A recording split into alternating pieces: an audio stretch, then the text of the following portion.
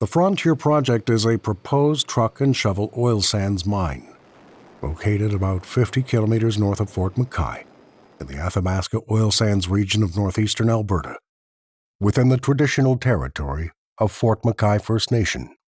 The project application was submitted to regulators in November 2011 and is moving through a joint provincial-federal regulatory review which is expected to continue through 2018. As part of the regulatory process, in September 2017, an excursion to the project areas took place. This tour was attended by the Fort McKay community members, Sustainability Department technicians, consultants from IEG, and Teck Frontier technicians who are following the studies. We've been invited to participate as observers on the excursion. We're very excited about that. Teck has provided funding for the excursion, and one of the outcomes will be some recommendations to Teck. The excursion purpose was to join traditional and current knowledge, as well as Fort McKay community perspectives on delicate issues related to access, wildlife, and cumulative effects caused by the Frontier Project implementation. So we've been working with Fort McKay First Nation for almost 10 years, consulting with them on the Frontier Project. So we're really looking forward to spending the day with them on the land and just hearing what they have to say about impacts. The activities were divided into 2 days, with 1 day for preparation, then boat travel to the area, visiting a cabin, having a workshop about monitoring techniques and wildlife mitigation, visiting a second cabin, discussions about water intake, and overview at a future bridge location.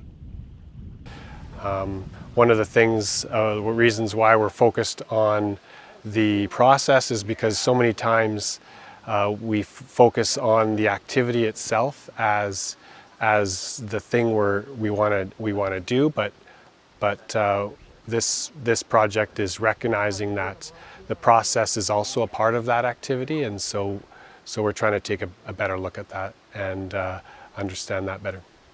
This process made it possible to learn from Fort McKay First Nation knowledge holders about access and wildlife issues related to traditional land use activities, as well as highlight wildlife mitigation and monitoring techniques. We're going to talk to the community about wildlife in the area and introduce some monitoring techniques that might be used in the field. We're going to have and provide a wildlife camera trap that would record wildlife, and we're going to try and collect some moose pellets for some DNA analysis. The finding of this study highlighting insights about access to the land and waters to practice Aboriginal rights continues to demonstrate access to be increasingly difficult. Members have expressed that, over time, as industry encroaches on their territory, their access to places to practice their rights is reduced. My mom and my dad used to hunt and trap. They didn't have to go far.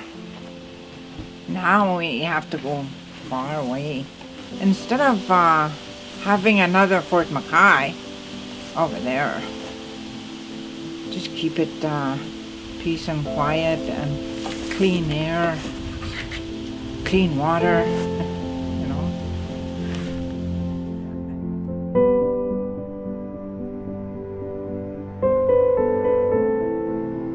Fort McKay community has not only lost a large extent of their traditional lands to direct development, they have also lost a great deal of control over when they go, what they do, and how they access cultural areas that are under company leases or are frequented by non-Indigenous people.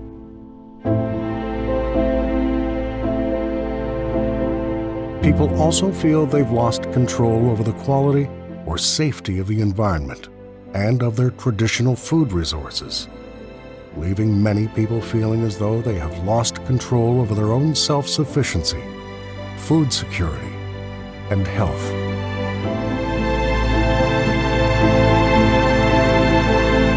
For many Fort McKay First Nation people, concerns about the changing environment and related health problems are leading to a heightened sense of anxiousness, worry, and hopelessness about the future.